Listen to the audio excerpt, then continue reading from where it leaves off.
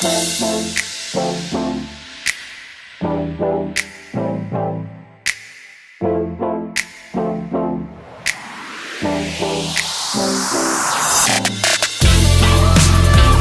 आगे का क्वेश्चन आ गया कि वेक्टर प्रोडक्ट के क्या होते हैं। तो इसकी वेक्टर प्रोडक्ट को आमतौर पे हम क्रॉस प्रोडक्ट भी कहते हैं। तो if the product of two vector is a vector quantity, अगर दो वेक्टर का प्रोडक्ट हमने लिया है, तो दो वेक्टर लिए हैं, उसका जो प्रोडक्ट आया है हमारे पास वो वेक्टर क्वांटिटी है, then the product is called vector product. उसके प्रोडक्ट को हम वेक्टर प्रोडक्ट कहेंगे। ये the product of two vector is a vector quantity, दो वेक्टर का प्रोडक्ट वेक्टर क्वांटिटी है, तो then the product is called vector product. Product को हम वेक्टर प्रोडक्ट कहेंगे। Of two vector A and B define है, अगर वो कहते हैं consider two vector A and B, दो वेक्टर हैं कंसीडर, वो कह रहे कंसीडर करें दो वेक्टर, हमने दो वेक्टर कंसीडर कर लिए ए और बी, जैसे कि डिफाइन एज, ये देखें A multiply B is equal to A B sine theta N unit vector. तो ये वेक्टर प्रोडक्ट है। वेक्टर प्रोडक्ट में क्रॉस प्रोडक्ट भी से कहा जाता है। इसमें मल्टीप्लाई का साइन लगता है, A multiply B, A vector A unit vector multiply B unit vector equal to A B sine theta. इसमें पीछे स्केलर प्रोडक्ट में कॉस थीटा लगता था और वेक्टर प्रोडक्ट में साइन थीटा लगता है और एन यूनिट वेक्टर आगे आता है। ये किया, इसके बाद ये डायरेक्शन ऑफ वेक्टर प्रोडक्ट, ये राइट एंड रूट, ये हमें करने की ज़रूरत नहीं है। इसकी एग्जांपल एक कर लेते हैं, टॉर्क। इसकी एक एग्जांपल है, torque is an vector product of position vector और एन फॉर एफ। टॉर्क ये इसकी एग्जांपल है, ये टी इज इक्वल टू और मल्टीप्लाई एफ। एक इसकी एग्जांपल है force moving on charge particle, जो कि चार्ज पार्टिकल के ऊपर जो फोर्स लगती है मैग्नीट्यूड फील्ड के अंदर, वो है एक इसकी एग्जांपल। और इसकी एग्जांपल में एक angular momentum in a vector product, angular momentum की L is equal to R multiply P की एग्जांपल देने में, ये तीनों एग्जांपल याद कर लें, इनमें से कोई भी एक एग्जांपल दे दीजिए। आगे इसकी कैरेक्टरिस्टिक्स पे आते हैं जो कि मेन है। वायलेशन ऑफ कम्यूटेटिव लॉ, पहले इसकी कैरेक्टरिस्टिक्स है the cross product of two vector. अगर दो वेक्टर का हम क्रॉस प्रोडक्ट लेते हैं, ए एंड बी दो वेक्टर ले लिए, इसका हमने क्रॉस प्रोडक्ट लिया, इज़ नॉट कम्यूटेटिव। इसका जो क्रॉस प्रोडक्ट होगा वो कम्यूटेटिव नहीं होगा। If A and B of the two vector and theta is angle between them, A और बी दो वेक्टर हैं, थीटा जो है वो एंगल है इनके दरमियान में, then A multiply B is equal to A B sine theta N unit vector. तो आ जाएगा A multiply B A B sine theta N unit vector, B multiply A B A sine theta minus N unit vector. इसमें इस vector की position change होगी तो sign minus का लगेगा, जैसे B multiply A is equal to A B sine theta N unit vector. ठीक हो गया। आगे for equation first and two, पहली इक्वेशन और दूसरी equation, A multiply B is equal to minus B multiply A बन हो गया, ये इक्वल बी मल्टीप्लाई ए और A multiply B is equal to B multiply A. ये बुक पे तो ये गलत हुआ है, ये यहाँ से नॉट इक्वल, ये ऊपर वाले के साथ आना है और नीचे ये इक्वल हैं दोनों एक दूसरे के, नॉट इक्वल यहाँ पे आता है A multiply B is equal to minus B multiply A, क्योंकि इसके साथ माइनस का साइन आ गया और ये बराबर हैं। आगे इसकी दूसरी टाइप है perpendicular vector. The cross product of two perpendicular, दो परपेंडिकुलर वेक्टर का क्रॉस प्रोडक्ट लें, theta is equal to 90 degree हो और थीटा 90 डिग्री होगा। Vector A and B has maximum magnitude, और उनका जो मैग्नीट्यूड होगा वो मैक्सिमम होगा। ये देखें, A multiply B is equal to A B sine 90 degree N unit vector, A multiply B is equal to A B sine 91 होता है एन यूनिट वेक्टर, आगे लग जाएगा A multiply B is equal to A B N unit vector. Maximum का मतलब होता है positive value, maximum positive value आए। तो ये देखें साइन 90 डिग्री 1 आया है, तो ये पीछे वो डेफिनेशन में यही बताया था। आगे in the case of unit vector case में क्या होता है, I multiply J is equal to 1/1 and 1 sine 90 degree, K is equal to 1/1 is equal to K. तो ये के कैसे आया, ये समझने के लिए आपको ये डायग्राम देखने की ज़रूरत है। इस डायग्राम पे पहले गौर करें। वो कह रहे हैं ये देखें ना, I multiply J is equal to के।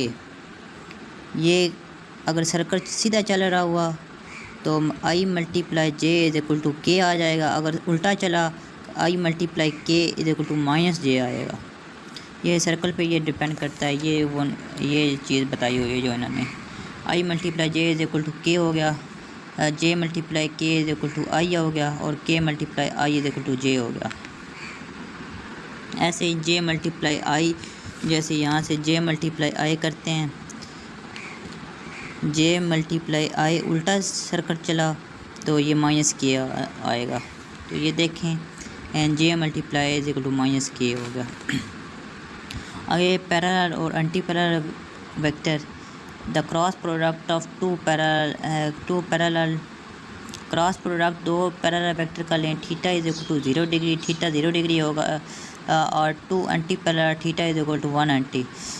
जो पैरेलल होंगे थीटा 0 डिग्री होगा, एंटी पैरेलल होंगे थीटा 180 डिग्री होगा। वेक्टर इज नल वेक्टर, उस वेक्टर को हम नल वेक्टर कहेंगे। In the case of parallel vector के केस में A multiply B is equal to A B sine 0 degree N unit vector. Sine 0 degree क्यों आया? क्योंकि ये पैरेलल वेक्टर लेने हैं। हमने ऊपर ये डेफिनेशन में ऊपर बताया हुआ theta is equal to 0 degree होगा पैरेलल में।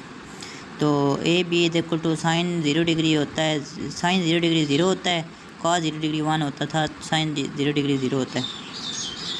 N unit vector 0 is equal to ये इसका 0 आ जाएगा। In the case of anti parallel vector के में 180 होता है, थीटा 180 डिग्री होता है। A multiply B is equal to A B sine 180 degree. N unit vector A B is equal to sine 180 0 होता है, तो ये भी 0 आ जाएगा। In the self vector product में अपने एक वेक्टर का अपने साथ बनाना, A multiply A is equal to A sine 0 degree, sine 0 degree N unit vector, A multiply A sine 0 degree 0 होता है, तो ये सब कुछ 0 हो जाएगा। यहाँ पे देखें, in the case of unit vector के केस में क्या होता है, I multiply I is equal to 1 और 1 साइन 0 डिग्री, ये 0 होगा तो ये फिर होल वैल्यू 0 हो जाएगी। साइन 0 डिग्री 0 होता है तो ये इसके साथ मल्टीप्लाई होंगे तो ये भी 0 हो जाएंगे। ऐसे ही आई मल्टीप्लाई जे, के मल्टीप्लाई के, सब कुछ 0 हो जाएगा। ये वो ही बताया है, I multiply I, J multiply जे, के multiply K is equal to 0, सब 0 होंगे। इसमें उसकी कैरेक्टरिस्टिक्स 5 थी, इसकी 6 होंगी। इसमें एक और ऐड हुआ है, एरिया ऑफ पैरेललोग्राम। इसमें एरिया ऑफ पैरेललोग्राम हम कैसे फाइंड करते हैं? The magnitude of cross product of two vector, the magnitude cross product of two vector, दो वेक्टर के क्रॉस प्रोडक्ट का जो मैग्नीट्यूड होता है, replace the area of parallelogram, represent the area of parallelogram, वो पैरेललोग्राम के एरिया को represent करता है।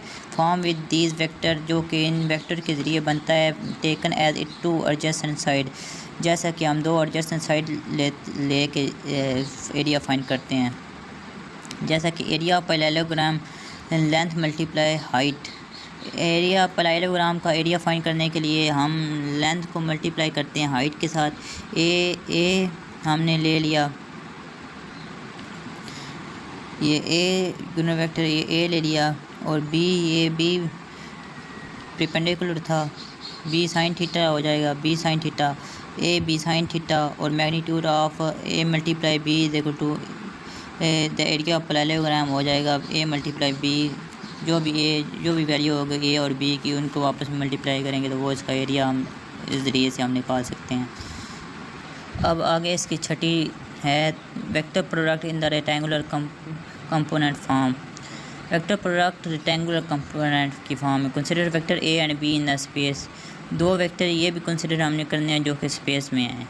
ए X I unit vector, A Y J unit vector, A Z K unit vector. ये बी यूनिट वेक्टर के आगे B X I unit vector, B Y J unit vector, B Z K unit vector. अब इनको आपस में multiply करते हैं, A multiply B, A X I unit vector, ये वैल्यू पूरी नीचे लिखी, ये भी इसकी बी की वैल्यू पूरी नीचे लिखी, और आपस में मल्टीप्लाई का साइन बीच में आ गया। पहले इस चीज़ को पूरी ब्रैकेट के साथ मल्टीप्लाई किया, फिर सेकंड वाले को पूरी ब्रैकेट के साथ मल्टीप्लाई किया, फिर थर्ड वाले को पूरी ब्रैकेट के साथ मल्टीप्लाई किया।